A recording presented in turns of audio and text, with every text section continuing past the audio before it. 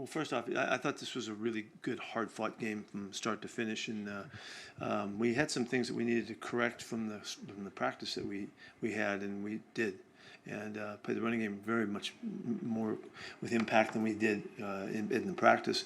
The adjustments that the coaches made worked out well. The players were able to adapt just in a couple of days' time, and against a really formidable running team that loves to run the football, I thought we did that really well. It was a terrific game, back and forth the whole time. I liked that the first group, got down in the first 2 times they scored points. Gino did just fine. Jeanty looked tough as hell and had a couple really nice plays. Bounced back from a big hit. I don't know if the other guy did, but he did, and was impressive, I thought. We know Brock can do some stuff. He made a great play on a catch he made too, which was fun.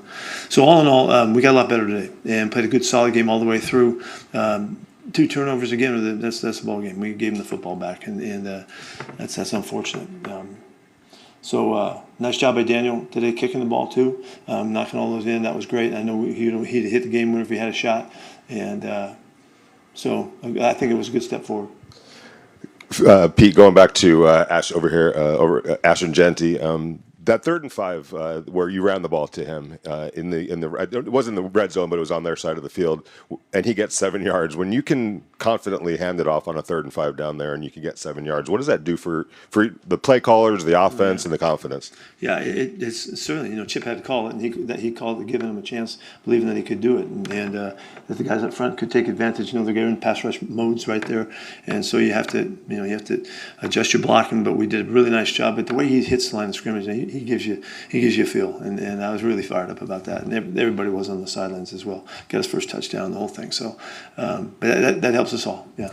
Pete, could you please discuss your first string offensive line again? Just seems to be coming and gelling together, and just I know you haven't seen the film, but your quick assessment, sir. Yeah, we're seeing them in practice, make progress, and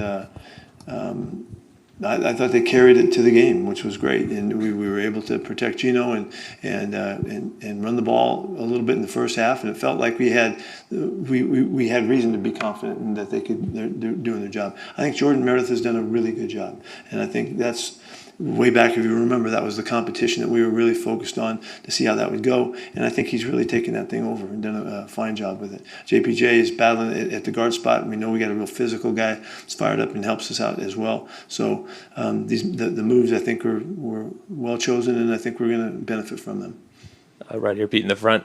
You guys rotate a lot of guys through on that defensive line. How do you feel about the depth of that group and what the first 2 units showed you today? Well, there's 2 ways to look at that. These guys they're really battling, and it is a battle that is not settled yet. And so I think Robbie did a really nice job of making sure that we get a lot of film on everybody and keep moving.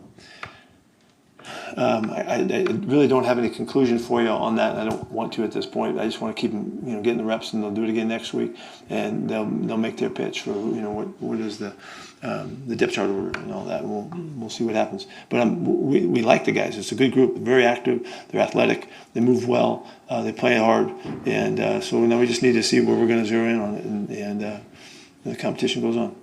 Pete, you mentioned the turnovers, another interception for Aiden O'Connell. Is that problematic to you at all, or it's 3 in 2 games? It wasn't a decision that he makes in practice. He made one there, and the guy was really covered well and threw the ball to him on the breakout, and that's not one that we see him do much. But it's unfortunate. Coach, back here at the back, I was just kind of wondering, these last 2 games have gone down to the last kick or whatever, some late game situations. How valuable is that in a preseason game as opposed to, say, a 28-3 win or whatever in these preseason games, just to have that kind of stuff? Yeah, I don't think there's any doubt how valuable those are. All of the situations and all of the times that we get to go back, reinforce the things that we've been teaching about situational football are happening. And we had a Mayday kick again. I haven't had one in 20 years. We had back-to-back weeks where we were ready to Mayday the field goal team on the field, run out there and kick it before the clock runs out. And we didn't have to today, but it's just really important. It's important to feel what it feels like to be in close games and to hang on to it. And the finish part of the game is something I take great pride in and have always, about how you do it, and how you get it done and how you execute down the stretch. And so we have a mentality about it, and we're seeing it come to life, on both sides of the football, where you have to execute and do right and outlast the team that you're playing and give credit to those guys. They did a nice job today. I reiterate, I know you haven't seen the film, but Caillou Blue just continues to stack good performances upon each day.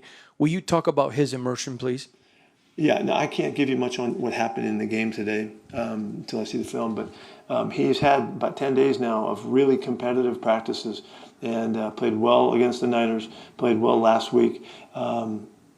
He's just making a real bid for the playing time. And so it's like we didn't see that in the springtime, and we didn't see it even in early camp. And then it's like the switch went on, and he's taken off with it. I'm really fired up for him. Man, that's those kinds of stories I love to see guys come out of a backup situation and then work their way through it and start to make a statement. We started him today, and we thought he deserved to start today, and I wanted to see what he looked like with the first group out there. And again, I don't know how he played, but I think you're telling me that he did okay.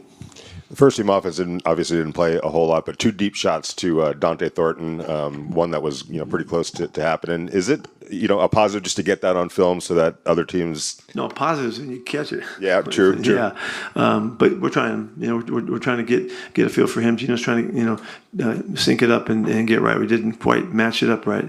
There's a couple things I have thoughts about that, but I want to see the film again. But we're trying to use him and see if he can come through for us.